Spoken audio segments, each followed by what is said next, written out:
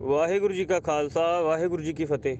ਸੰਗਤ ਜੀ, ਇਸ ਸਮੇਂ ਅਸੀਂ ਟਿੱਕਰੀ ਬਾਰਡਰ ਵੱਲ ਨੂੰ ਵੱਧ ਰਹੇ ਹਾਂ ਤੇ ਲੰਮਾ ਕਾਫਲਾ ਤੁਸੀਂ ਦੇਖ ਸਕਦੇ ਹੋ ਟਰੈਕਟਰਾਂ ਦਾ, ਟਰਾਲੀਆਂ ਦਾ ਇਸ ਸਮੇਂ ਜੁੜਿਆ ਹੋਇਆ। ਅਫਵਾਹਾਂ ਜਿਹੜੀਆਂ ਨੇ ਉਹ ਆਏ ਦਿਨ ਉਡਾਈਆਂ ਜਾਂਦੀਆਂ ਨੇ ਇੱਥੋਂ ਦੇ ਸਰਕਾਰੀ ਮੀਡੀਆ ਵੱਲੋਂ, ਪਰ ਜਿਹੜਾ ਇਕੱਠ ਹੈ ਉਹ ਤੁਸੀਂ ਲਗਾਤਾਰ ਦੇਖ ਸਕਦੇ ਹੋ। ਸੈਂਕੜੇ ਨਹੀਂ, ਹਜ਼ਾਰਾਂ ਕਿਸਾਨ ਵੱਡੀ ਗਿਣਤੀ ਦੇ ਵਿੱਚ ਮੋਰਚੇ ਦੇ ਵਿੱਚ ਡਟੇ ਨਜ਼ਰ ਆ ਰਹੇ ਨੇ।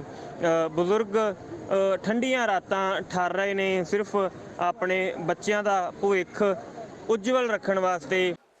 ਸੋ ਸੰਗਤ ਜੀ, ਸੈਂਕੜੇ ਹੀ ਟਰਾਲੀਆਂ 'ਚੋਂ ਗੁਜ਼ਰਦੇ ਹੋਏ ਅਸੀਂ ਮੇਨ ਸਟੇਜ ਦੇ ਕੋਲ ਪਹੁੰਚ ਚੁੱਕੇ ਹਾਂ। ਸੋ ਸਟੇਜ ਚਾਹੇ ਬੰਦ ਹੋ ਚੁੱਕੀ ਹੈ, ਪਰ ਉਸ ਤੋਂ ਵੀ ਇੱਕ ਮਹੱਤਵਪੂਰਨ ਚੀਜ਼, ਜ਼ਰੂਰੀ ਚੀਜ਼ ਤੁਸੀਂ ਮੇਰੀ ਬੈਕ ਸਾਈਡ 'ਤੇ ਦੇਖ ਸਕਦੇ ਹੋ। ਅਸਲ 'ਚ ਇਹਨੂੰ ਜ਼ਰੂਰੀ ਇਸ ਲਈ ਕਹਿ ਰਹੇ ਹਾਂ ਕਿਉਂਕਿ ਹਕੂਮਤ ਦਾ ਜ਼ਬਰ ਕਦੇ ਵੀ ਅਣਗੌਲਾ ਨਹੀਂ ਕੀਤਾ ਜਾ ਸਕਦਾ। ਉਹਦੇ 'ਤੇ ਆਵਾਮ ਦੀ ਨਜ਼ਰ ਪਵਾਉਣੀ, ਆਵਾਮ ਦੀ ਨਿਗਾਹ ਦੇ ਵਿੱਚ ਉਹ ਚੀਜ਼ ਲਿਆਉਣੀ ਬਹੁਤ ਜ਼ਰੂਰੀ ਹੈ। ਇੰਨੇ ਭੋਲੇ ਲੋਕ ਨੇ ਸਾਡੇ, ਇੰਨੇ ਸੱਚੇ ਦਿਲ ਨੇ ਕਿ ਇਹ ਇੱਕ ਸਰਹੱਦ ਬਣ ਚੁੱਕੀ ਹੈ।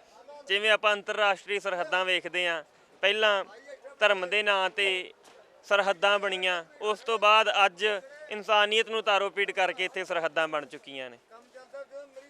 ਤੇ ਇੱਕ ਤੁਹਾਨੂੰ ਬੜੀ ਦਿਲਚਸਪ, ਬੜੀ ਵਿਲੱਖਣ ਚੀਜ਼ ਵਿਖਾਵਾਂਗੇ ਕਿ ਇੱਥੇ ਉਹ ਬਜ਼ੁਰਗ ਤੁਸੀਂ ਦੇਖ ਸਕਦੇ ਹੋ ਸਾਹਮਣੇ ਖੜੇ ਹੋਏ ਆ।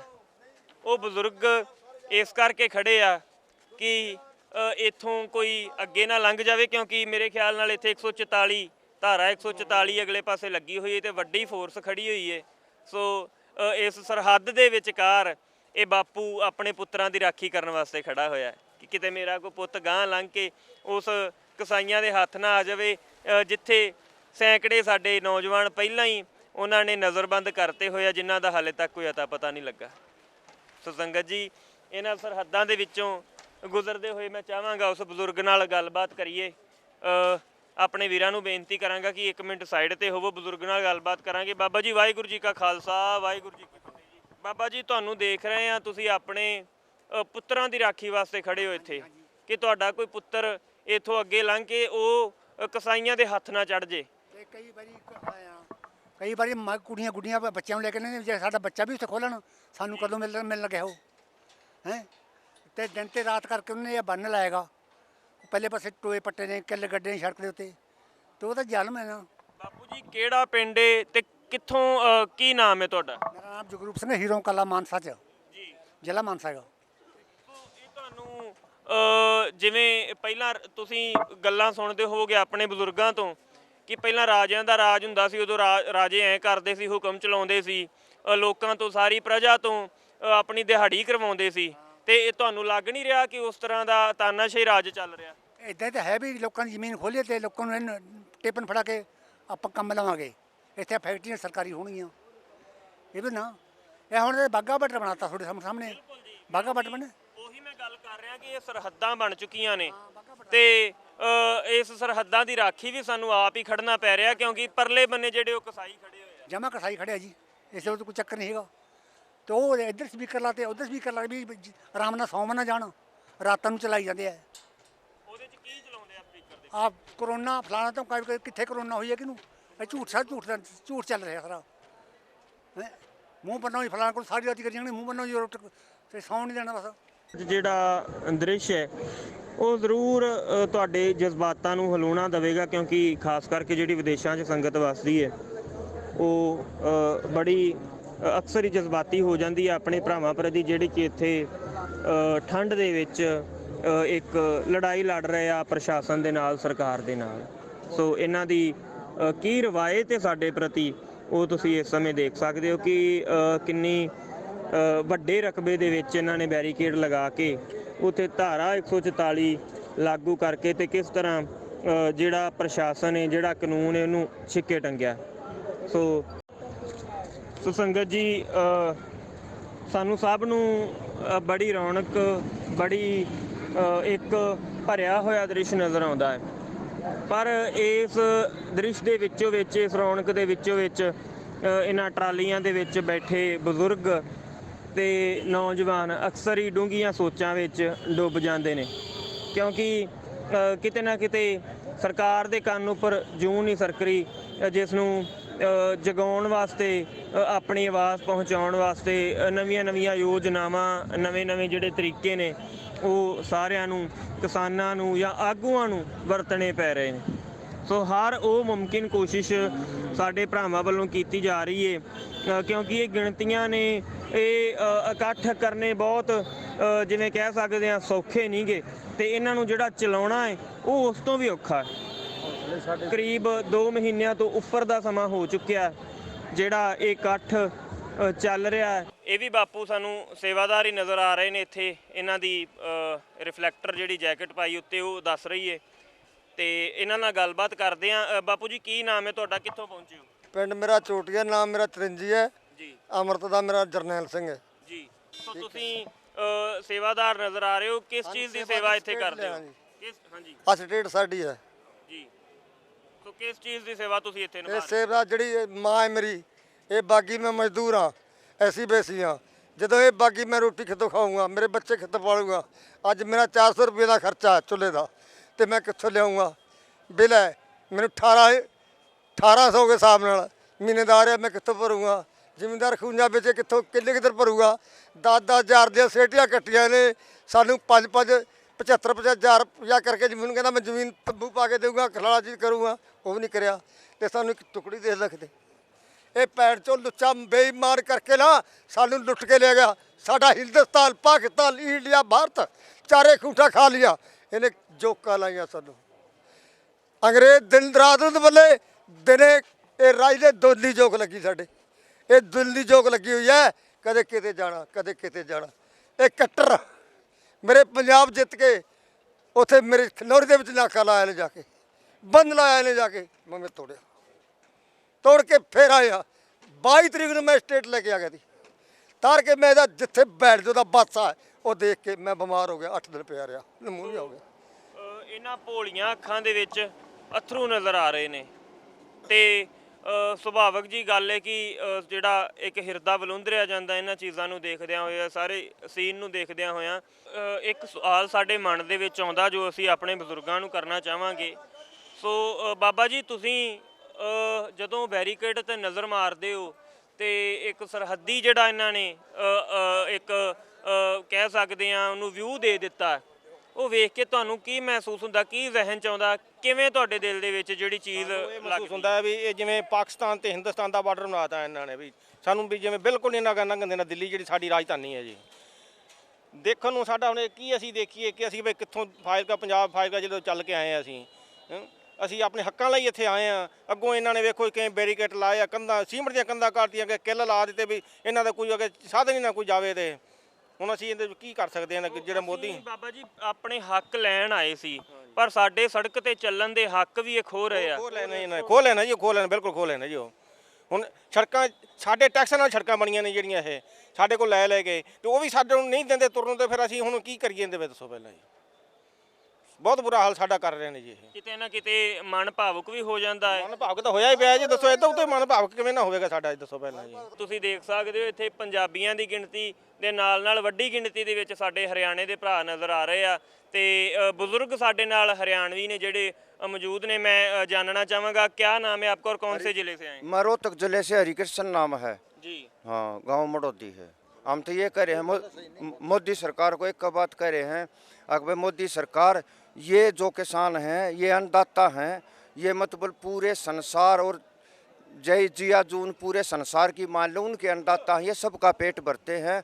आप कोई बात नहीं, गलती होगी आन के अन्नदाता को माफ़ी मांग लो, कानून वापस ले लो और हमारे बच्चे छोड़ दो, और हमने कोई नहीं तो यहाँ हमें चाहे 2 साल लगो, इतने कुर्सी मोदी सरकार की रहेगी, इतने यहाँ से कोई भी इंसान जाएगा नहीं।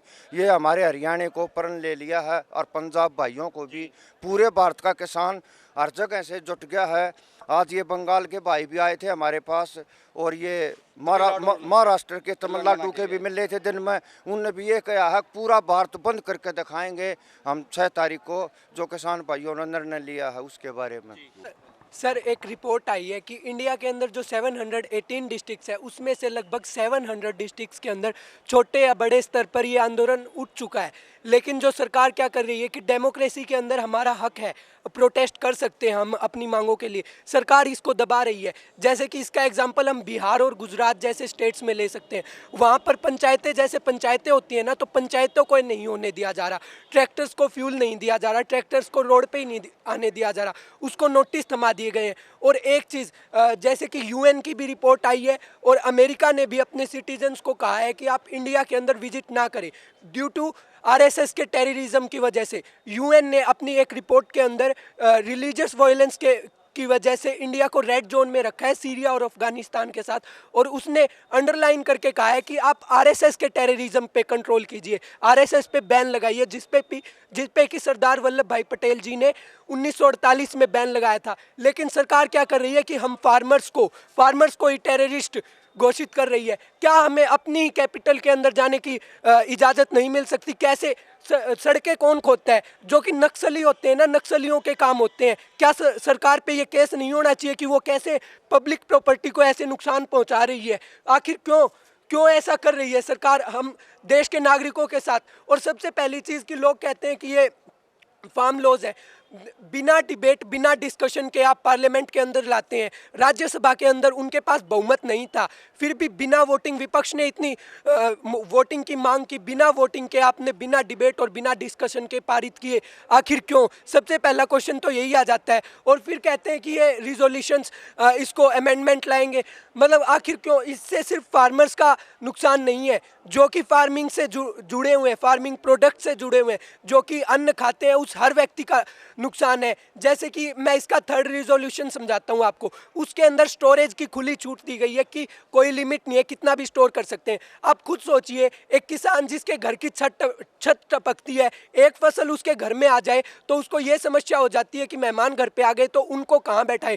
वो किसान कहाँ से स्टोर करेगा, कहाँ से जमाखोरी करेगा? जो बड़े बड़े कॉरपोरेट्स हैं, जिनके पास बड़े बड़े गोदाम है, वो स्टोर करेंगे, जमाखोरी करेंगे, और जब बाजार में मांग बढ़ेगी, डिमांड इंक्रीज होगी, तो वो अपने मनमाने प्राइस पर, मनमाने दाम पर उसको बेचेंगे, जिससे कि पूरे देश का नुकसान होगा। जैसे कि किसान से 2 रुपये किलो आलू खरीद लिया तो उसको भंडारण कर लेंगे एक लिमिट से ज़्यादा, और जब बाजार में आलू की खपत बिल्कुल कम हो जाएगी, उस टाइम अपने मनमाने दाम पर 40-50 रुपये पर बेचेंगे। और अब आप और कुछ नहीं तो आप बजट के देख लीजिए, बजट से सबको उम्मीदें थी कि सरकार किसानों को खुश करने के लिए, किसान नाराज हैं तो बजट में कुछ ऐसा लेकर के आएगी कि किसान खुश हो जाए। तो आखिर सबसे पहला सवाल तो यही है कि क्या इस देश में डेमोक्रेसी बची है या फिर डिक्टेटरशिप की ओर बढ़ता जा रहा है? क्योंकि इंटरनेट तो हमारी ये मूलभूत सुविधाएं हैं, इंटरनेट तक बंद कर दिया है, हम अपनी आवाज़ पहुंचा नहीं पा रहे, मीडिया हमें बदनाम कर रही है। तो ये बात ये नहीं है कि हम अफवाहें फैलाते हैं, हम अपना काउंटर जवाब देते हैं कि मीडिया कोई भी फेक वीडियो या फेक फोटो हमारे खिलाफ सर्कुलेट करती है तो हम उसका काउंटर अपनी वीडियो या अपनी फोटोज़ के थ्रू जवाब देते हैं कि नहीं, ऐसा नहीं है, सत्य यह है, इस वीडियो का सत्य यह है। लेकिन हमारे वो हाथ काट दिए गए, हमारा इंटरनेट ही बंद कर दिया गया है। सबसे पहले तो यही चीज़ है कि इंटरनेट शुरू किया जाए, जो कि यहाँ पर विद्यार्थी भी हैं, यहाँ पर किसान मोर्चा के साथ साथ विद्यार्थी भी जुड़े हुए हैं, जो कि अपने कॉलेज से अपडेटेड रहते हैं। तो हर किसी को समस्याएं हो रही है। रोड खुलवाने के लिए एक कार्य करती है कि सरकार अपने गुंडों को भेज देती है। आप कहते हो कि वो लोकल नागरिक है, आप एक बार यहाँ जाकर देखिए, फ्री में किसानों ने लंगर लगाए हुए हैं। जो लोकल नागरिक है ना, वो भी यहाँ आकर खाते हैं, पीते हैं, चाय की बोतल भरवा के ले जाते हैं, खाने का टिफिन भरवा के ले जाते हैं। वो इतने खुश हैं यहाँ किसानों के साथ मिलकर। आप उनसे खुद जाकर पूछिए, वो नहीं, वो लोकल नागरिक नहीं है इस प्रोटेस्ट से दुखी, वो पत्थरबाजी नहीं करते। पत्थरबाजी करने के लिए बीजेपी अपने 500 रुपए देकर आरएसएस के गुंडे भेजती है। तो और एक चीज कहती है सरकार की, किसानों ने तिरंगे झंडे का अपमान किया।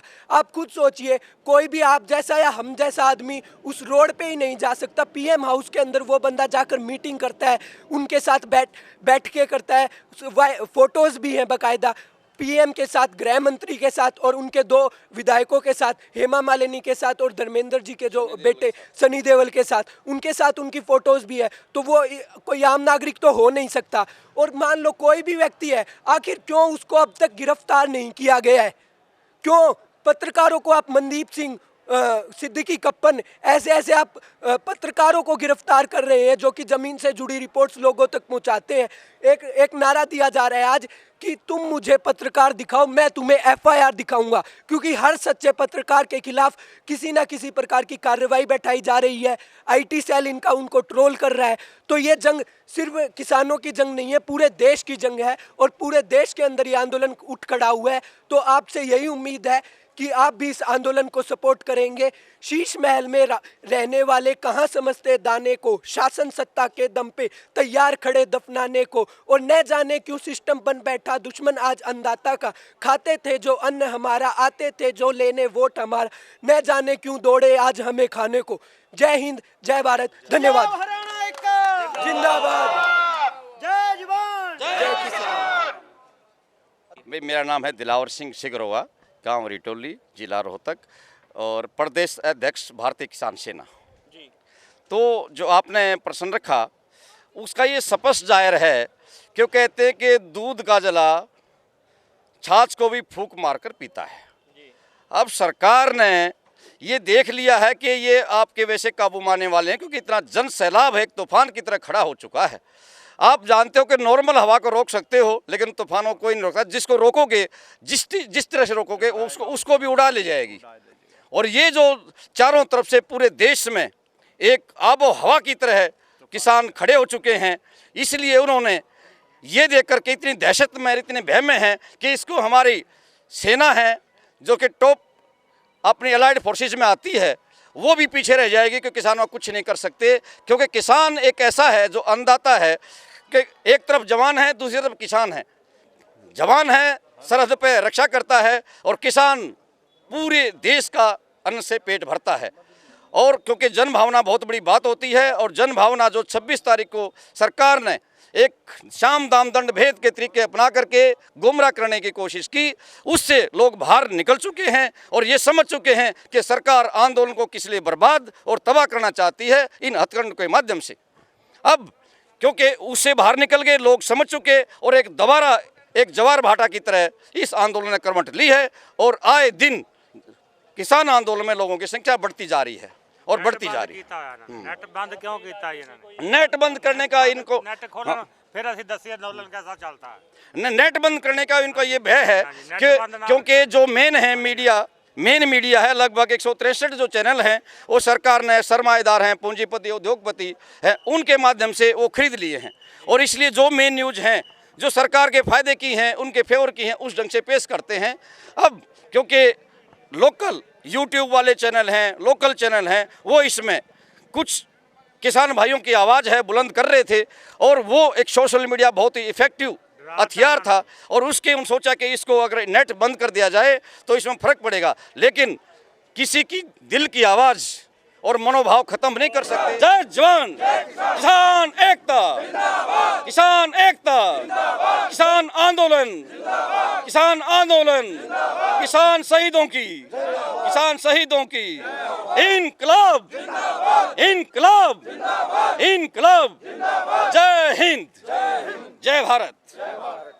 ਜਾਤ ਪਾਤ ਧਰਮ ਦੀ ਗੱਲ ਆਪਾਂ ਅਕਸਰ ਕਰਦੇ ਆਂ, ਰਾਜਾਂ ਦੀ ਗੱਲ ਕਰਦੇ ਆਂ, ਪਰ ਨਾਲ ਦੀ ਨਾਲ ਜੇ ਗੱਲ ਕਰੀਏ ਇੱਕ ਹਿੱਸਾ ਪਾਉਣ ਦੀ, ਤੇ ਮੈਨੂੰ ਲੱਗਦਾ ਇਸਤਰੀ ਤੇ ਪੁਰਸ਼ ਦੇ ਵਿੱਚ ਕੋਈ ਵੀ ਫਰਕ ਨਹੀਂ ਰਹਿੰਦਾ ਇਸ ਜਗ੍ਹਾ ਦੇ ਉੱਪਰ ਆ ਕੇ, ਇਸ ਧਰਤੀ ਦੇ ਉੱਪਰ ਆ ਕੇ, ਕਿਉਂਕਿ ਜਦੋਂ ਅਸੀਂ ਸੰਘਰਸ਼ ਦੀ ਧਰਤੀ ਤੇ ਆ ਜਾਂਦੇ ਆ ਤੇ ਫਿਰ ਸਾਰੇ ਇੱਕ ਬਰਾਬਰ ਹੀ ਹੁੰਦੇ ਨੇ, ਸਾਰਿਆਂ ਦੇ ਜਜ਼ਬਾਤ ਤੇ ਸਾਰਿਆਂ ਦੀ ਜ਼ਿੰਮੇਵਾਰੀ ਬਰਾਬਰ ਹੀ ਹੁੰਦੀ ਹੈ। ਸੋ ਸਾਡੀਆਂ ਬੀਬੀਆਂ ਸਾਡੇ ਨਾਲ ਖੜੀਆਂ ਨੇ, ਹਰਿਆਣੇ ਦੀਆਂ ਇਹ ਮਾਤਾਵਾਂ ਨੇ, ਇਹਨਾਂ ਨਾਲ ਗੱਲਬਾਤ ਕਰਾਂਗੇ, ਇਹਨਾਂ ਦੇ ਵਿਚਾਰ ਜਾਣਾਂਗੇ ਕਿ ਇਹਨਾਂ ਦੇ ਜ਼ਿਹਨ 'ਚ ਕੀ ਭਰਿਆ, ਕੀ ਇਹਨਾਂ ਨੂੰ ਮਹਿਸੂਸ ਹੁੰਦਾ ਜਿਹਦੇ ਕਰਕੇ ਇੱਥੇ ਡਟੀਆਂ ਹੋਈਆਂ ਨੇ। हाँ जी, मैं अपने प्रधानमंत्री तक ये आवाज़ पहुंचाना चाहती हूं कि मेरे प्रांत के, मेरे देश के हर नागरिक को उसका अधिकार मिलना चाहिए। और जो ज़मीन है, जब मेरी पॉपुलेशन बढ़ेगी तो वो ज़मीन घटेगी। मैं इस किसान की बेटी होने के नाते मैं इस किसान का हक दिलाना चाहती हूँ, और मैं ये चाहती हूँ कि इस किसान को इज्जत मिले, और जो आदमी किसान खेती बाड़ी करता है उसको इज्जत की दृष्टि से देखा जाए। मेरे देश के अंदर जो सर्विस करता है उसके पास पैसा है, जो बिजनेस करता है उसके पास पैसा है।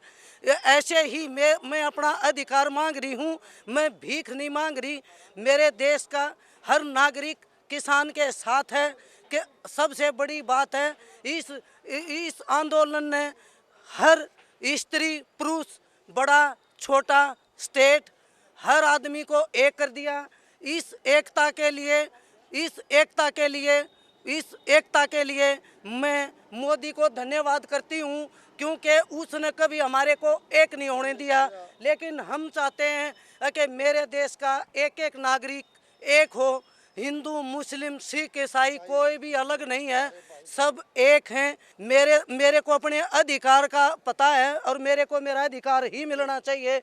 मैं इस देश की बेटी होने के नाते मोदी जी से रिक्वेस्ट करती हूँ कि इतने दिन से ये लोग बैठे हैं, इनकी फसल का नुकसान हो रहा है, इनकी सेहत का नुकसान हो रहा है, इनके पैसे का नुकसान है।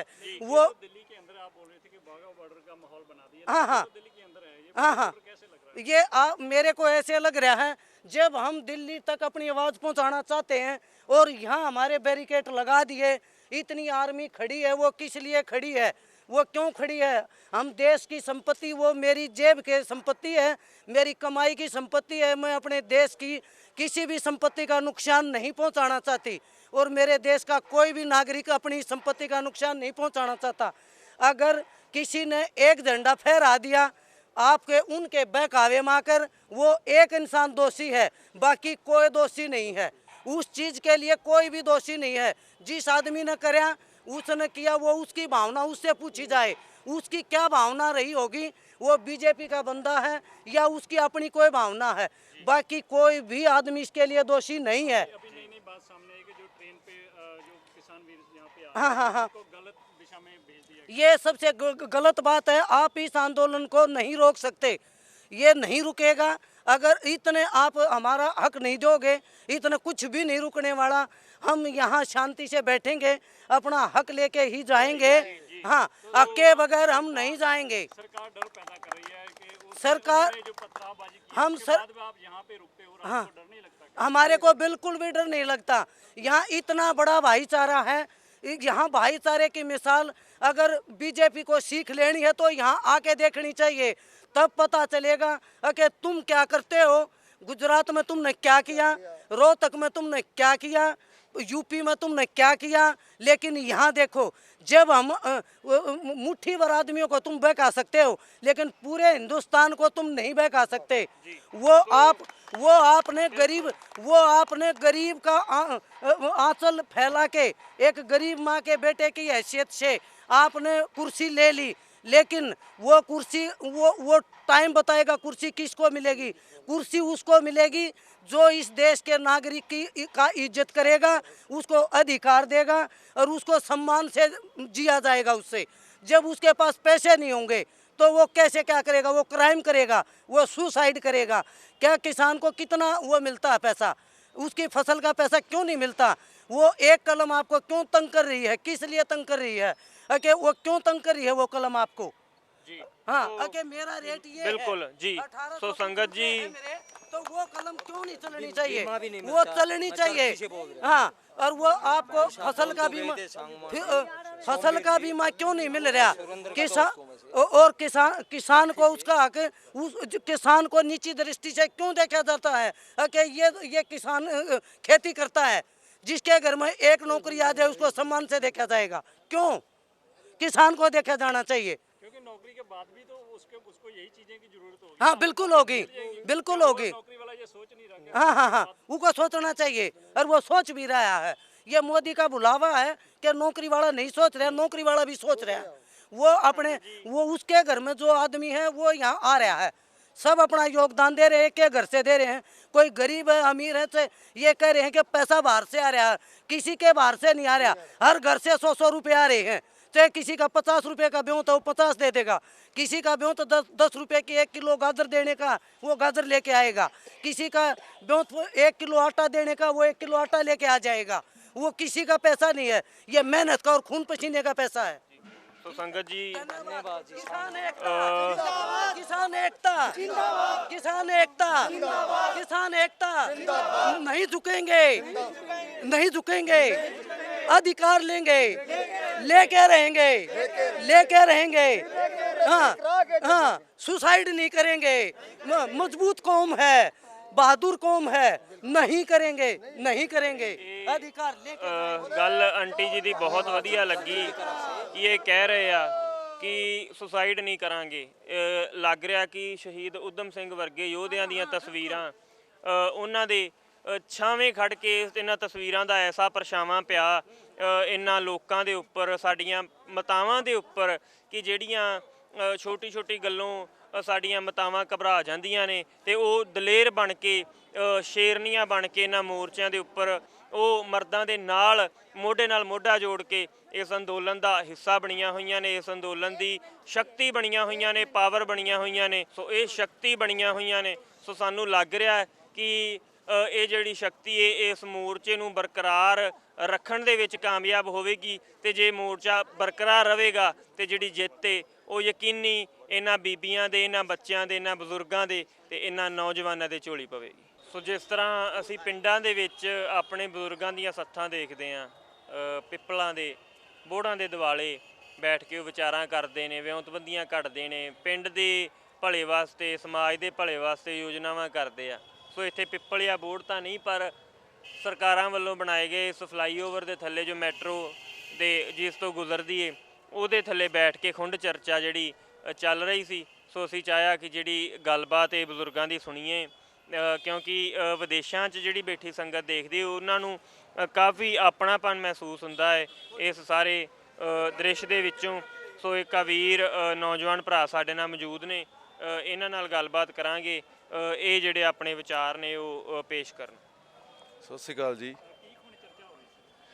ਅਸੀਂ ਜੀ ਆਹੀ ਇਲੈਕਸ਼ਨਾਂ ਬਾਰੇ ਗੱਲ ਕਰ ਰਹੇ ਹਾਂ ਵੀ ਜਿਸ ਤਰ੍ਹਾਂ ਤਕਰੀਬਨ ਜਦੋਂ ਦਾ ਦੇਸ਼ ਸਾਡਾ ਆਜ਼ਾਦ ਹੋਇਆ ਉਸ ਤੋਂ ਬਾਅਦ ਜਿਹੜੀਆਂ ਪੋਲੀਟੀਕਲ ਪਾਰਟੀਆਂ ਨੇ ਉਹਨਾਂ ਨੂੰ ਅਸੀਂ ਕਦੇ ਜੀ ਅਕਾਲੀ ਆ ਗਏ, ਕਦੇ ਕਾਂਗਰਸੀ ਆ ਗਏ, ਇਹਨਾਂ ਨੇ ਵਾਰੀ ਬੰਨੀ ਹੋਈ ਆ। ਇਹਨਾਂ ਨੂੰ ਅਸੀਂ ਜਿਤਾ ਰਹੇ ਹਾਂ। ਅਸੀਂ ਭਰਾ ਜਿਹੜੇ ਆਪ ਆ ਅਸੀਂ ਲੜਦੇ ਹਾਂ ਪਿੰਡਾਂ ਦੇ ਵਿੱਚ ਤੇ ਇੱਕ ਦੂਜੇ ਦੇ ਅਸੀਂ ਸਿਰ ਪਾੜਦੇ ਹਾਂ। ਅਸੀਂ ਇਹ ਸੋਚਦੇ ਹਾਂ ਵੀ ਜਿਹੜੇ ਸਾਫ਼ ਬੰਦੇ ਆ, ਸਾਫ਼ ਅਕਸ ਵਾਲੇ ਆ, ਚਾਹੇ ਸਾਡੇ ਕਿਸਾਨ ਨੇ, ਚਾਹੇ ਹੋਰ ਭਾਈਚਾਰੇ ਨੇ ਜਿਹੜੇ ਸਾਡੇ ਨਾਲ ਇਸ ਵਕਤ ਜੁੜੇ ਹੋਏ ਆ ਕਿਸਾਨੀ ਘੋਲ ਦੇ ਵਿੱਚ, ਉਹਨਾਂ ਬੰਦਿਆਂ ਨੂੰ ਮੂਹਰੇ ਲਿਆ ਕੇ ਤੇ ਉਹਨਾਂ ਬੰਦਿਆਂ ਨੂੰ ਜਿਤਾਈਏ ਜਿਹੜੇ ਸਾਡੀ ਆਵਾਜ਼ ਉਠਾਉਣ, ਸਾਡੀ ਗੱਲ ਕਰਨ। ਜੀ, ਸੋ ਬੜੀਆਂ ਸਾਰਥਕ ਗੱਲਾਂ ਇੱਥੇ ਅਸੀਂ ਸੁਣ ਸਕਦੇ ਹਾਂ, ਸਾਰਥਕ ਵਿਚਾਰਾਂ ਸਾਡੇ ਭਰਾ ਕਰ ਰਹੇ ਆ। ਇਹ ਸਾਰੇ ਟਿੱਕਰੀ ਬਾਰਡਰ ਦੇ ਦ੍ਰਿਸ਼ ਨੇ ਜਿਹੜੇ ਤੁਸੀਂ ਦੇਖ ਸਕਦੇ ਹੋ। ਇੱਥੇ ਇੱਕ ਹੋਰ ਸੂਝਵਾਨ ਭਾਈ ਸਾਹਿਬ ਸਾਡੇ ਸਾਹਮਣੇ ਬੈਠੇ ਆ, ਉਹਨਾਂ ਨਾਲ ਗੱਲਬਾਤ ਕਰਾਂਗੇ। ਹੋਰ ਅੰਕਲ ਜੀ, ਕਿਹੜੀਆਂ ਵਿਚਾਰਾਂ ਜਿਹੜੀਆਂ ਇੱਥੇ ਚੱਲ ਰਹੀਆਂ ਨੇ, ਮੈਂ ਚਾਹੁੰਦਾ ਤੁਸੀਂ ਚਾਨਣਾ ਪਾਓ ਇੱਕ ਵਾਰ। ਵੇਖੋ ਜੀ, ਅਸੀਂ ਇੱਥੇ ਜੋ ਬੀਤੇ 'ਚ ਹੋਇਆ 26 ਤਰੀਕ ਤੋਂ ਲੈ ਕੇ ਜੋ ਕੁਝ ਹੋ ਰਿਹਾ ਨਾ, ਅਸੀਂ ਉਸ ਵਿਸ਼ੇ ਤੇ ਚਰਚਾ ਕਰ ਰਹੇ ਸੀ ਕਿ ਸਾਡੇ ਭਰਾ ਜਿਹੜੇ ਪੰਜਾਬ 'ਚ ਕੁਝ ਬੈਠੀਆਂ ਪਾਰਟੀਆਂ, ਰਾਜਨੀਤਿਕ ਪਾਰਟੀਆਂ, ਜੋ ਉਹਨਾਂ ਨੇ ਇਹ ਭਾਜਪਾ ਸਰਕਾਰ ਨਾਲ ਮਿਲ ਕੇ 26 ਤਰੀਕ ਨੂੰ ਜੋ ਕੋਈ ਝੰਡੇ ਚਲਾਏ, ਜੋ ਸਾਨੂੰ ਗੁੰਮਰਾਹ ਕੀਤਾ ਸਾਡੇ ਨੌਜਵਾਨਾਂ ਨੂੰ, ਔਰ ਸਾਨੂੰ ਇਹ ਤਸ਼ੱਦਦ ਸਾਡੇ ਤੇ ਕਰਵਾਇਆ, ਇਸ ਵਿਸ਼ੇ ਦੀ ਅਸੀਂ ਸਾਰੀਆਂ ਵਿਚਾਰਾਂ ਸਾਰੇ ਭਰਾ ਕਰ ਰਹੇ ਹਾਂ ਕਿ ਕਿਹਨੇ ਕੀਤਾ, ਕਿਹਨੇ ਕਰਾਇਆ, ਕੀ ਕੁਝ ਹੋਇਆ। ਇੱਥੇ ਨਵੀਂ ਵਿਉਂਤਬੰਦੀ ਸਰਕਾਰ ਵੀ ਕਰ ਰਹੀ ਹੈ ਤੇ ਅਸੀਂ ਵੀ ਆਪਦੀਆਂ ਫੁੱਲ ਤਿਆਰੀਆਂ ਕਰ ਰਹੇ ਹਾਂ ਕਿ ਅਸੀਂ ਜੋ ਸਰਕਾਰ ਕਰੇਗੀ ਅਸੀਂ ਅੱਗੋਂ ਨਿਬੜਾਂਗੇ, ਤਿਆਰ ਹਾਂ। ਪਰ ਅਸੀਂ ਬੜੀ ਸ਼ਾਂਤੀ ਦੇ ਨਾਲ ਨਿਬੜਾਂਗੇ। ਸਾਡਾ ਇਹ ਅੰਦੋਲਨ ਸ਼ਾਂਤੀਪੂਰਨ ਰਹੇਗਾ। ਜਿਵੇਂ ਅਸੀਂ ਬੈਠੇ ਹਾਂ, ਅਸੀਂ ਹੱਥ ਨਹੀਂ ਉਠਾਉਣਾ। ਅਕਸਰ ਅੱਤ ਦਾ ਵੀ ਵੈਰ ਹੁੰਦਾ ਤੋ ਸਾਡੇ ਸੰਤਾਂ, ਮਹਾਤਮਾ ਤੇ ਮਹਾਂਪੁਰਸ਼ਾਂ ਤੇ ਜਿਵੇਂ ਪੁਰਾਣਾ ਇਤਿਹਾਸ ਹੈ ਸਾਡੇ, ਬਾਬਾ ਬੰਦਾ ਸਿੰਘ ਬਹਾਦਰ ਜੀ, ਗੁਰੂ ਤੇਗ ਬਹਾਦਰ ਸਾਹਿਬ ਜੀ, ਗੁਰੂ ਗੋਬਿੰਦ ਸਿੰਘ ਮਹਾਰਾਜ ਜੀ ਨੇ ਸਾਰਾ ਪਰਿਵਾਰ ਵਾਰਿਆ ਤੇ ਉਸ ਤੋਂ ਬਾਅਦ ਵੀ ਅਸੀਂ ਉਹ ਬਦਲੇ ਲਏ ਨੇ ਜੋ ਅਸੀਂ ਇੱਕ ਤਰ੍ਹਾਂ ਦਾ ਸਵਾਂਗੇ ਸਰਕਾਰ ਦਾ ਜੋ ਜ਼ੁਲਮ ਹੈ। ਉਸ ਤੋਂ ਬਾਅਦ ਆਉਣ ਵਾਲੇ ਸਮੇਂ 'ਚ ਸਾਨੂੰ ਇਹ ਪੂਰੀ ਉਮੀਦ ਹੈ ਕਿ ਅਸੀਂ ਜਿੱਤ ਕੇ ਜਾਵਾਂਗੇ। ਸੋ ਇਹ ਕਹਿ ਸਕਦੇ ਹਾਂ ਕਿ ਜਦੋਂ ਤੱਕ ਇਸ ਤਰ੍ਹਾਂ ਵਿਚਾਰਾਂ ਹੁੰਦੀਆਂ ਰਹਿਣਗੀਆਂ, ਇਸ ਤਰ੍ਹਾਂ ਵਿਉਂਤਬੰਦੀਆਂ ਘੜੀਆਂ ਜਾਣਗੀਆਂ, ਉਦੋਂ ਤੱਕ ਹਮੇਸ਼ਾ ਅਸੀਂ ਜਿੱਤ ਵੱਲ ਹੀ ਵਧਾਂਗੇ। ਜਿੱਤ ਦੇ ਪੈੜਾਂ ਦੇ ਉੱਤੇ ਜਿਹੜੇ ਸਾਡੇ ਕਦਮ ਨੇ ਉਹ ਚੱਲਦੇ ਰਹਿਣਗੇ। ਸੋ ਇਹ ਬਜ਼ੁਰਗ ਚਿਹਰੇ ਤੁਸੀਂ ਦੇਖ ਸਕਦੇ ਹੋ ਕਿ ਬਜ਼ੁਰਗ ਉਮਰਾਂ ਦੇ ਵਿੱਚ ਇਹਨਾਂ ਭੋਲਾਪਨ ਤੇ ਇੱਕ ਉਮੀਦ ਇਹਨਾਂ ਅੱਖਾਂ ਦੇ ਵਿੱਚੋਂ ਝਲਕ ਰਹੀ ਹੈ। ਸੋ ਬਜ਼ੁਰਗਾਂ ਦੇ ਅਸੀਂ ਵੀ ਪੈਰੀ ਹੱਥ ਲਾਵਾਂਗੇ ਕਿ ਅਸੀਂ ਵੀ ਹਮੇਸ਼ਾ ਆਪਣਾ ਫਰਜ਼ ਨਿਭਾਉਂਦੇ ਰਹੀਏ। ਦੇਖਣ ਵਾਲੀਆਂ ਸੰਗਤਾਂ ਵੀ ਆਪਣਾ ਫਰਜ਼ ਨਿਭਾਉਂਦੀਆਂ ਰਹਿਣ। ਸੋ ਬਜ਼ੁਰਗੋ, ਕਿਹੜੇ ਪਿੰਡ ਤੋਂ ਪਹੁੰਚੇ ਹੋ ਤੇ ਕਦੋਂ ਦੇ ਆਏ ਹੋ? ਮੇਰਾ ਜ਼ਿਲ੍ਹਾ ਫਿਰੋਜ਼ਪੁਰ ਆ, ਜੀ। ਤਹਿਸੀਲ ਜੀਰਾ। ਤੇ ਕਿੰਨੇ ਸਮੇਂ ਤੋਂ ਤੁਸੀਂ ਇੱਥੇ ਪਹੁੰਚੇ ਹੋ? ਸਾਨੂੰ 27 ਤਰੀਕ ਨੂੰ ਇੱਥੇ ਆ ਗਏ ਸੀਗੇ, ਨਵੰਬਰ ਦੀ 27 ਨੂੰ। ਨਵੰਬਰ 27। ਹਾਂ, ਯਾਨੀ ਕਿ 2 ਮਹੀਨਿਆਂ ਤੋਂ ਵਾਧੀ ਹੋ ਗਿਆ, ਵਾਧੀ ਹੋ ਗਿਆ। ਸੋ ਜਦੋਂ ਦਾ ਮੋਰਚਾ ਸ਼ੁਰੂ ਹੋਇਆ ਉਦੋਂ ਦੇ ਬਜ਼ੁਰਗ ਇੱਥੇ ਬੈਠੇ ਆ। 80 ਸਾਲ ਉਮਰ ਹੋਣੀ ਬਾਬਾ ਜੀ ਦਾ? 80 ਸਾਲ ਹਾਂ। ਸੋ ਕੀ ਤੁਹਾਨੂੰ ਇਹ ਸਰਕਾਰ ਦੀਆਂ ਨੀਤੀਆਂ, ਹੁਣ ਤਾਂ ਜਿਵੇਂ ਬਗਾਨਿਆਂ ਵਰਗਾ ਇੱਕ ਆਪਣੇ ਦੇਸ਼ ਤੋਂ ਵੱਖਰਾ ਸਾਨੂੰ ਨਾਗਰਿਕ ਨਹੀਂ ਸਮਝ ਰਹੇ ਦੇਸ਼ ਦਾ, ਇਹਨਾਂ ਦੀਆਂ ਨੀਤੀਆਂ ਵੇਖ ਕੇ ਤੁਹਾਨੂੰ ਕਿਵੇਂ ਲੱਗਦਾ, ਕੀ ਮਹਿਸੂਸ ਹੁੰਦਾ? ਕਾਰਪੋਰੇਟ ਘਰਾਣੇ ਸਾਨੂੰ ਲੁੱਟਣ ਨੂੰ ਤਿਆਰ ਆ ਜੀ। ਜੇ ਬਚਾਊ ਤੇ ਰੱਬ ਬਚਾਊ। ਸੋ ਇਸ ਚੁੱਪ ਦੇ ਵਿੱਚੋਂ, ਇਸ ਖਾਮੋਸ਼ੀ ਦੇ ਵਿੱਚੋਂ ਹਜ਼ਾਰਾਂ ਹੀ ਸਵਾਲ ਨਿਕਲ ਕੇ ਆਉਂਦੇ ਆ। ਸੋ ਇਹ ਟਿਕਰੀ ਬਾਰਡਰ ਦੀਆਂ ਝਲਕੀਆਂ ਸੀ, ਨਾਲ ਹੀ ਸਾਡੀਆਂ ਮਾਤਾਵਾਂ ਪ੍ਰਸ਼ਾਦੇ ਦਾ ਪ੍ਰਬੰਧ ਕਰਨਾ ਜਿਹੜਾ ਉਹ ਚਾਲੂ ਕਰ ਰਹੀਆਂ ਨੇ, ਤੇ ਸਾਰਿਆਂ ਦੀ ਮੌਜੂਦਗੀ ਇੱਥੇ ਬਹੁਤ ਹੀ ਜ਼ਰੂਰੀ ਹੈ। ਸੋ ਇਹ ਸਾਡੀਆਂ ਭਾਵਨਾਵਾਂ ਹਮੇਸ਼ਾ ਅੱਗੇ ਵਧਦੀਆਂ ਰਹਿਣ ਤੇ ਹਮੇਸ਼ਾ ਸੱਚ ਵੱਲ ਵਧਣ, ਤਾਂ ਕਿ ਜਿਹੜੀ ਜਿੱਤ ਦੀ ਬੁਲੰਦੀ ਹੈ ਉਹਨੂੰ ਛੂਹ ਕੇ ਇਹ ਸਾਰੇ ਵੀਰ ਆਪਣੇ ਪਿੰਡ ਮੁੜ ਸਕਣ। ਸੋ ਇਹ ਸਨ ਅੱਜ ਟਿਕਰੀ ਬਾਰਡਰ ਦੀਆਂ ਤਸਵੀਰਾਂ। ਉਮੀਦ ਕਰਦੇ ਹਾਂ ਕਿ ਇਹ ਤਸਵੀਰਾਂ ਦੇਖ ਕੇ, ਟਿਕਰੀ ਬਾਰਡਰ ਦਾ ਹਾਲ ਚਾਲ ਦੇਖ ਕੇ ਤੁਸੀਂ ਚੜ੍ਹਦੀ ਕਲਾ 'ਚ ਵੀ ਆਓਗੇ, ਤੇ ਨਾਲ ਦੀ ਨਾਲ ਜਿਹੜੀਆਂ ਦੁਆਵਾਂ ਨੇ ਉਹ ਅਸੀਂ ਸਮਝਦੇ ਹਾਂ ਕਿ ਤੁਹਾਡੇ ਮੂੰਹੋਂ ਜ਼ਰੂਰ ਨਿਕਲਣ ਇਹਨਾਂ ਕਿਸਾਨਾਂ ਵਾਸਤੇ ਤੇ ਇਸ ਸੰਘਰਸ਼ ਵਾਸਤੇ। ਸੰਗਤ ਟੈਲੀਵਿਜ਼ਨ ਵੱਲੋਂ ਵਾਹਿਗੁਰੂ ਜੀ ਕਾ ਖਾਲਸਾ, ਵਾਹਿਗੁਰੂ ਜੀ ਕੀ ਫਤਿਹ। ਵਾਹਿਗੁਰੂ ਜੀ ਕਾ ਖਾਲਸਾ, ਵਾਹਿਗੁਰੂ ਜੀ ਕੀ ਫਤਿਹ। ਅਸੀਂ ਵੀਰ ਜੀ ਇਹ ਗੱਲ ਆਨੇ, ਕੋਈ ਗੱਲ ਐਡੀ ਖਾਸ ਹੈ ਨਹੀਂ ਗੀ, ਤੋ ਮੋਦੀ ਸਾਹਿਬ ਨੂੰ ਜਲਦੀ ਤੋਂ ਜਲਦੀ ਇਹ ਕੰਮ ਫਤਿਹ ਕਰ ਦੇਣਾ ਚਾਹੀਦਾ। ਇਨਸਾਨੀਅਤ ਤਾਂ ਹੀ ਆ ਬਜ਼ੁਰਗ ਜਿਹੜੇ ਵਿਚਾਰੇ ਬੈਠੇ ਐਡੀ ਸੋਭਾ ਨਹੀਂ ਪਾਉਂਦੇ, ਇਹਨਾਂ ਨੂੰ ਵੀ ਚਲੇ ਜਾਣਾ, ਮੋਦੀ ਨੇ ਵੀ ਚਲੇ ਜਾਣਾ, ਅਸੀਂ ਵੀ ਚਲੇ ਜਾਣਾ, ਤੇ ਜਿਹੜਾ ਕੰਮ ਸੋਭਾ ਵਾਲਾ ਹੀ ਹੈ। ਇਹਨੂੰ ਜਲਦੀ ਤੋਂ ਜਲਦੀ ਕਾਲੇ ਕਾਨੂੰਨ ਜਿਹੜੇ ਨਾ ਵਾਪਸ ਲਓ ਭਾਈ। ਐਵੇਂ ਨਾ ਕਰੇ ਮੋਦੀ ਸਾਹਿਬ, ਤੇਰਾ ਭਲਾ ਹੋਵੇ, ਤੇਰੇ ਬੱਚੇ ਜੋਣ, ਐ ਨਾ ਕਰ। ਤੇ ਅਸੀਂ ਵਾਰੀ ਵਾਰੀ ਇਹ ਦੁਨੀਆ ਤੇ ਨਹੀਂ ਆਉਣਾ, ਇਹ ਕੰਮ ਨੂੰ ਜਲਦੀ ਤੋਂ ਜਲਦੀ ਸਾਫ਼ ਕਰੋ, ਵਿਚਾਰੇ ਘਰਾਂ ਨੂੰ ਜਾਣ। ਇਹਨਾਂ ਦੇ ਨਿੱਕੇ ਨਿੱਕੇ ਪੋਤੇ, ਦਾਦਾ ਕਦੋਂ ਆਊਗਾ, ਬਾਪੂ ਕਦੋਂ ਆਊਗਾ, ਡੀਕਦੇ ਕੋਈ ਵਾਧੂ ਨਹੀਂ ਹੈਗੇ। ਹਾਂ, ਤੇ ਇਸ ਕਰਕੇ ਮੋਦੀ ਸਾਹਿਬ ਤੇਰੇ ਅੱਗੇ ਬੇਨਤੀ ਆ ਭਾਈ, ਇਹਨੂੰ ਇਹ ਕਾਲੇ ਆਪਣੇ ਕਾਨੂੰਨਾਂ ਨੂੰ ਰੱਦ ਕਰ ਭਾਈ। ਇਹ ਗੱਲ ਬਹੁਤ ਮਾੜੀ ਆ, ਇਹ ਕੋਈ ਨਿਸ਼ਾਨੀਅਤ ਨਹੀਂ ਹੈਗੀ। ਸਾਨੂੰ ਇਸ ਗੱਲ ਦਾ ਬਹੁਤ, ਅਸੀਂ ਹੁਣ ਘਰੇ ਨੂੰਹਾਂ ਨੂੰ ਛੱਡ ਕੇ ਆਈਆਂ, ਕੱਲ ਨੂੰਹ ਵਿਆਹੀ, ਉਹ ਵਿਚਾਰੀ ਕੀ ਜਾਣਦੀ, ਤੇ ਉਹ ਵਿਚਾਰੀਆਂ ਕਿਵੇਂ ਘਰੇ ਦਾ ਕੰਮ ਕਰਦੀਆਂ। ਸਾਨੂੰ ਇਸ ਗੱਲ ਦਾ ਬੜਾ ਗਿਲਾ, ਪਰ ਮਜਬੂਰੀ ਨੂੰ ਅਸੀਂ ਆਈਆਂ ਵੀ ਜਦੋਂ ਸਾਡੇ ਬਾਪੂ ਵਿਚਾਰੇ ਬੈਠੇ ਨੇ, ਇਹ ਹੱਥ ਛੱਡਦੇ ਫਿਰਦੇ ਚੰਗੇ ਲੱਗਦੇ, ਅਸੀਂ ਤਾਂ ਕਰਕੇ ਆਏ ਹਾਂ। ਇਹੋ ਹੀ ਮੋਦੀ ਸਾਹਿਬ ਨੂੰ ਸਾਡੀ ਬੇਨਤੀ ਹੈ। ਵਾਹਿਗੁਰੂ ਜੀ ਕਾ ਖਾਲਸਾ, ਵਾਹਿਗੁਰੂ ਜੀ ਕੀ ਫਤਿਹ। ਅਸੀਂ ਮੁੜਾਂਗੇ ਤਾਂ ਹੱਕ ਲੈ ਕੇ ਮੁੜਾਂਗੇ, ਝੂਠੀ ਅਫਵਾਹੋਂ ਸੇ ਬਚੇ। ਸੋ ਲੰਗਰ ਪ੍ਰਸ਼ਾਦੇ ਦੀ ਸੇਵਾ ਨਿਰੰਤਰ ਇੱਥੇ ਚੱਲ ਹੀ ਰਹੀ ਹੈ, ਨਾਮ ਸਿਮਰਨ ਚੱਲ ਰਿਹਾ ਹੈ। ਤਨ ਦੀ ਖੁਰਾਕ ਦੇ ਨਾਲ ਨਾਲ ਰੂਹ ਦੀ ਖੁਰਾਕ ਵੀ ਜਿਹੜੀ ਉਹ ਮਹਾਂਪੁਰਖਾਂ ਦੇ ਬਚਨਾਂ ਦੇ ਤਹਿਤ ਪੂਰੀ ਹੋ ਰਹੀ ਹੈ, ਤੇ ਪੰਗਤਾਂ ਸਜੀਆਂ ਹੋਈਆਂ ਨੇ।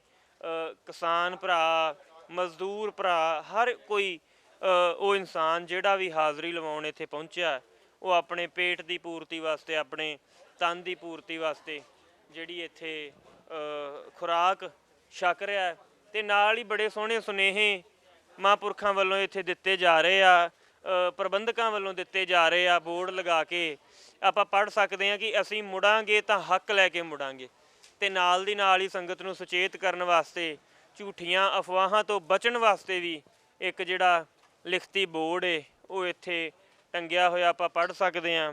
ਸੋ ਇਹ ਟਿਕਰੀ ਬਾਰਡਰ ਦੀਆਂ ਤਸਵੀਰਾਂ, ਜਿਹੜਾ ਪ੍ਰਬੰਧ ਮਹਾਂਪੁਰਖ ਬਾਬਾ ਜਗਤਾਰ ਸਿੰਘ ਜੀ, ਬਾਬਾ ਮਹਿੰਦਰ ਸਿੰਘ ਜੀ, ਕਾਰ ਸੇਵਾ ਸ਼੍ਰੀ ਤਰਨਤਾਰਨ ਸਾਹਿਬ ਵਾਲੇ ਜਥੇਦਾਰ ਬਾਬਾ ਗੁਰਮੀਤ ਸਿੰਘ ਜੀ, ਸ਼ਾਹਬਾਦ ਮਾਰਕੰਡਾ, ਉਹਨਾਂ ਵੱਲੋਂ, ਉਹਨਾਂ ਦੇ ਪ੍ਰਬੰਧ ਦੇ ਅਧੀਨ, ਉਹਨਾਂ ਦੀ ਦੇਖ ਰੇਖ ਦੇ ਅਧੀਨ ਜਿਹੜੀਆਂ ਇਹ ਟਿਕਰੀ ਬਾਰਡਰ ਦੇ ਉੱਤੇ ਸੇਵਾਵਾਂ ਚੱਲ ਰਹੀਆਂ ਨੇ, ਉੱਥੇ ਆਪਾਂ ਪਹੁੰਚੇ ਹਾਂ।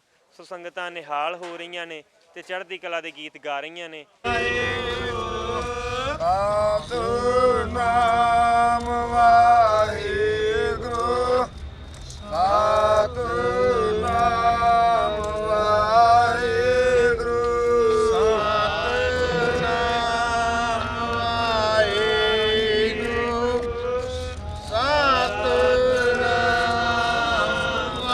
ਵਾਹਿਗੁਰੂ, ਸਤਿਨਾਮ ਵਾਹਿਗੁਰੂ, ਸਤਿਨਾਮ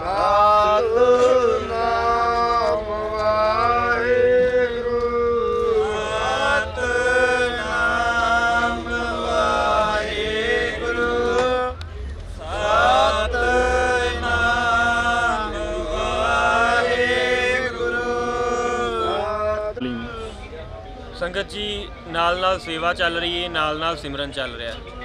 ਸੋ ਇੱਥੋਂ ਤੁਸੀਂ ਸਮਝ ਸਕਦੇ ਹੋ ਕਿ ਮਹਾਂਪੁਰਖਾਂ ਦੀ ਛਤਰ ਛਾਇਆ ਦੇ ਹੇਠ ਆਪਾਂ ਟਿੱਕਰੀ ਬਾਰਡਰ ਦੇ ਉੱਤੇ ਖੜੇ ਹਾਂ ਤੇ ਮਹਾਂਪੁਰਖਾਂ ਵੱਲੋਂ ਹੀ ਚਲਾਏ ਜਾ ਰਹੇ ਲੰਗਰ ਦੇ ਉੱਤੇ ਇਸ ਸਮੇਂ ਆਪਾਂ ਮੌਜੂਦ ਹਾਂ, ਜੋ ਕਿ ਇੱਥੇ ਸੇਵਾਦਾਰ ਸਾਹਿਬ ਭਾਈ ਸਾਹਿਬ ਸਾਡੇ ਨਾਲ ਮੌਜੂਦ ਨੇ। ਹਾਂਜੀ ਵਾਹਿਗੁਰੂ ਜੀ। ਵਾਹਿਗੁਰੂ ਜੀ ਕਾ ਖਾਲਸਾ, ਵਾਹਿਗੁਰੂ ਜੀ ਕੀ ਫਤਿਹ। ਇਹਨਾਂ ਲੰਗਰਾਂ ਦੀ ਸੇਵਾ ਬਾਬਾ ਜਗਤਾਰ ਸਿੰਘ ਦੀ ਤਨਤੋਰ ਹੋਵੇ, ਬਾਬਾ ਗੁਰਮੀਤ ਸਿੰਘ ਜੀ, ਬਾਬਾ ਮਹਿੰਦਰ ਸਿੰਘ ਜੀ, ਸ਼ਾਹਬਾਦ ਮਾਰਕੰਡਾ, ਤਕਰੀਬਨ ਪਿਛਲੇ ਜਦੋਂ ਤੋਂ ਸੰਘਰਸ਼ ਸ਼ੁਰੂ ਹੋਇਆ ਉਦੋਂ ਤੋਂ ਲੈ ਕੇ ਹੁਣ ਤੱਕ ਚੱਲ ਰਹੀਆਂ ਨੇ। ਸਰਕਾਰ ਦੀ ਵਿਉਂਤਬੰਦੀ ਜੀ ਬਹੁਤ ਮਾੜੀ ਹੈ ਇਸ ਵੇਲੇ। ਹੁਣ ਚਾਹੀਦਾ ਵੀ ਜ਼ਿਮੀਂਦਾਰ ਇਸ ਵੇਲੇ ਜਿੰਨੀ ਠੰਡ ਜਾ ਬਿਜਲੀ ਬੰਦ ਕਰ ਦਿੱਤੀ ਗਈ ਜੀ, ਇੱਥੋਂ ਦੀ ਨੈੱਟ ਬੰਦ ਕੀਤੇ ਨੂੰ ਅੱਜ 15 ਦਿਨ ਹੋ ਗਏ ਨੇ। ਪਾਣੀ ਦੀ ਸਪਲਾਈ ਬੰਦ ਕੀਤੀ ਆ। ਜੋ ਸਫਾਈ ਕਰਮਚਾਰੀ ਸੀ, ਅੱਜ ਤੋਂ 8 ਦਿਨ ਪਹਿਲਾਂ ਸਫਾਈ ਕਰਮਚਾਰੀ ਕੋਈ ਨਹੀਂ ਇੱਥੇ ਆ ਰਿਹਾ। ਸਾਰੇ ਕਿਸਾਨ ਆਪਣੀ ਸਫਾਈ ਆਪ ਕਰ ਰਹੇ ਆ ਜੀ। ਤੇ ਬਾਬਾ ਜੀ, ਇੱਥੇ ਵਸਤੂਆਂ ਲੋੜੀ ਦੀਆਂ ਜਿਵੇਂ ਪਾਣੀ ਹੋ ਗਿਆ ਜਾਂ ਰਾਸ਼ਨ ਹੋ ਗਿਆ, ਉਹ ਲਿਆਉਣ ਦੇ ਵਿੱਚ ਵੀ ਸਰਕਾਰ ਮੁਸ਼ਕਲਾਂ ਖੜੀਆਂ ਕਰ ਰਹੀ ਹੈ ਜੀ। ਉਹਦੇ ਬਾਰੇ ਤੁਸੀਂ ਫਿਰ ਕਿਵੇਂ ਪ੍ਰਬੰਧ ਚਲਾ ਰਹੇ ਹੋ?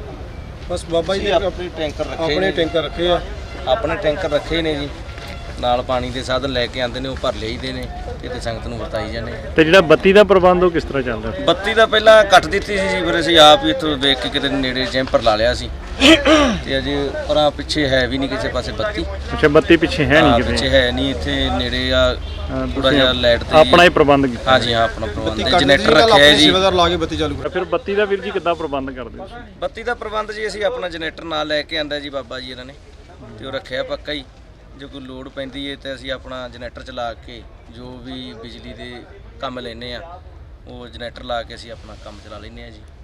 ਤੇ ਆ ਵੇਖੋ, ਜੇ ਨੈੱਟ ਚੱਲ ਨਹੀਂ ਰਹੇ, ਮਾੜੀਆਂ ਨੀਤੀਆਂ ਨੇ ਹਰਿਆਣਾ ਤੇ ਇਹਦੀਆਂ ਕੇਂਦਰ ਸਰਕਾਰ ਦੀਆਂ, ਟੋਏ ਪੱਟੇ ਐਡੇ ਸਰੀਏ ਲਾ ਦਿੱਤੇ ਗਏ ਨੇ ਵੀ ਅੰਦਰ ਕੋਈ ਵੜੇ ਨਾ। ਕਿਉਂ? ਅਸੀਂ ਆਪਣਾ ਹੱਕ ਲੈਣ ਆਏ ਆ, ਖੋਣ ਨਹੀਂ ਆਏ। ਕਿਸਾਨ ਆ ਅਸੀਂ, ਤੇ ਅਸੀਂ ਸੜਕਾਂ 'ਤੇ ਰੁਲ ਰਹੇ ਆ। ਇਹ ਸਰਕਾਰ ਨੂੰ ਦਿਸ ਨਹੀਂ ਰਿਹਾ, ਅਸੀਂ ਉਹ ਤੇ ਹੈ ਨਹੀਂ। ਸੰਘਰਸ਼ ਸਾਡਾ ਜਾਰੀ ਹੈ ਜੀ। ਸਰਕਾਰ ਨੂੰ ਵੀ ਤੇ ਹੱਥ ਜੋੜ ਕੇ ਸਾਡੀ ਬੇਨਤੀ ਰਹੇਗੀ ਜੀ, ਕਿਉਂਕਿ ਜਿਹੜੇ ਸਾਡੇ ਕਿਸਾਨ ਵੀਰ ਬੜੇ ਲੰਬੇ ਸਮਾਂ ਤੋਂ ਅਸੀਂ ਇੱਥੇ ਬੈਠੇ ਹਾਂ ਜੀ, ਤੇ ਜਿਹੜੀ ਉਹਨਾਂ ਨੇ ਹੁਣ ਮੁਹਿੰਮ ਚਲਾਈ ਹੈ, ਭਾਵੇਂ ਉਹ ਇੰਟਰਨੈਟ ਦੀ ਹੈ, ਭਾਵੇਂ ਉਹ ਪਾਣੀ ਦੀ ਹੈ, ਕਿਉਂਕਿ ਉਹ ਸਾਨੂੰ ਬੜੀ ਦਿੱਕਤਾਂ ਖੜੀ ਕਰ ਰਹੇ ਨੇ। ਤੇ ਉਸ ਤੋਂ ਬਾਵਜੂਦ ਵੀ ਜਿਹੜੇ ਸਾਡੇ ਬਜ਼ੁਰਗ ਨੇ, ਜਿਹੜੇ ਸਾਡੇ ਨੌਜਵਾਨ ਸਾਥੀ ਨੇ, ਅਸੀਂ ਇੱਥੇ ਡਟੇ ਹੋਏ ਹਾਂ। ਤੇ ਸਾਨੂੰ ਲੱਗਦਾ ਹੈ ਵੀ ਇਹ ਸੰਘਰਸ਼ ਜਦੋਂ ਤੱਕ ਸਰਕਾਰ ਨਹੀਂ ਮੰਨੇਗੀ, ਅਸੀਂ ਇੱਥੇ ਡਟੇ ਰਵਾਂਗੇ। ਬੜੀ ਗੁਰੂ ਮਹਾਰਾਜ ਦੀ ਕਿਰਪਾ, ਜਿਹੜੇ ਸਾਡੇ ਬਜ਼ੁਰਗ ਨੇ ਸਾਨੂੰ ਬਹੁਤ ਵਧੀਆ ਲੀਡ ਕਰ ਰਹੇ ਨੇ। ਤੇ ਸਾਡੀ ਵੀ ਸਰਕਾਰ ਨੂੰ ਇਹੀ ਹੱਥ ਜੋੜ ਕੇ ਬੇਨਤੀ ਹੈ ਵੀ ਤੁਸੀਂ ਛੇਤੀ ਤੋਂ ਛੇਤੀ ਇਹਨਾਂ ਨੂੰ ਕਾਨੂੰਨਾਂ ਨੂੰ ਰੱਦ ਕਰੋ ਤੇ ਜਿਹੜੀ ਸਾਡੀ ਇਹਦੇ 'ਚ ਹੱਕ 'ਚ ਉਹ ਜੀਤ ਹੋਵੇ ਜੀ। ਵਾਹਿਗੁਰੂ ਜੀ ਕਾ ਖਾਲਸਾ, ਵਾਹਿਗੁਰੂ ਜੀ ਕੀ ਫਤਿਹ। ਮੇਰੀ ਹੱਥ ਜੋੜ ਕੇ ਬੇਨਤੀ ਹੈ, ਮੈਂ ਰੰਘਰੇਟੇ ਗੁਰੂ ਦੇ ਬੇਟੇ ਪਰਿਵਾਰ ਨਾਲ ਸੰਬੰਧ ਰੱਖਦਾ। ਜਿੰਨਾ ਵੀ ਸਾਡਾ ਤੁਹਾਡੇ ਮਾਧਿਅਮ ਰਾਹੀਂ ਰੰਘਰੇਟਾ ਪਰਿਵਾਰ ਹੈ, ਜਿੱਥੇ ਵੀ ਬੈਠਾ, ਤਾਂ ਸਾਨੂੰ ਵੱਧ ਤੋਂ ਵੱਧ ਕਿਸਾਨ ਭਰਾਵਾਂ ਦਾ ਸਹਿਯੋਗ ਦੇਣਾ ਚਾਹੀਦਾ ਹੈ। ਜਿਹੜਾ ਕੋਈ ਨਹੀਂ ਆਇਆ, ਇੱਥੇ ਜ਼ਰੂਰ ਪਹੁੰਚੋ, ਇਹਨਾਂ ਦਾ ਸਹਿਯੋਗ ਦਿਓ। ਜੇ ਕਿਸਾਨ ਹੈ ਤਾਂ ਮਜ਼ਦੂਰ ਹੈ, ਜੇ ਕਿਸਾਨ ਬਚੂ ਤਾਂ ਅਸੀਂ ਸਾਰੀ ਬਚਾਂਗੇ। ਇਹ ਮੇਰੀ ਹੱਥ ਜੋੜ ਕੇ ਬੇਨਤੀ ਹੈ ਰੰਘਰੇਟੇ ਗੁਰੂ ਦੇ ਬੇਟੇ ਪਰਿਵਾਰ ਨੂੰ। ਮੈਂ ਵੀ ਇੱਕ ਰੰਘਰੇਟੇ ਪਰਿਵਾਰ ਨਾਲ ਸੰਬੰਧ ਰੱਖਦਾ। ਮਨ ਤਨ ਨਾਲ ਅਸੀਂ ਇਸ ਕਿਸਾਨਾਂ ਦੇ ਨਾਲ ਜੁੜ ਕੇ ਰਹਾਂਗੇ, ਆਖਰੀ ਦਮ ਤੱਕ ਲੜਦੇ ਰਹਾਂਗੇ। ਸਾਨੂੰ ਸਾਡੇ ਗੁਰੂ ਸਾਹਿਬਾਨਾਂ ਨੇ ਇਹ ਸਿੱਖਿਆ ਦਿੱਤੀ ਹੋਈ ਹੈਗੀ। ਵਾਹਿਗੁਰੂ ਜੀ ਕਾ ਖਾਲਸਾ, ਵਾਹਿਗੁਰੂ।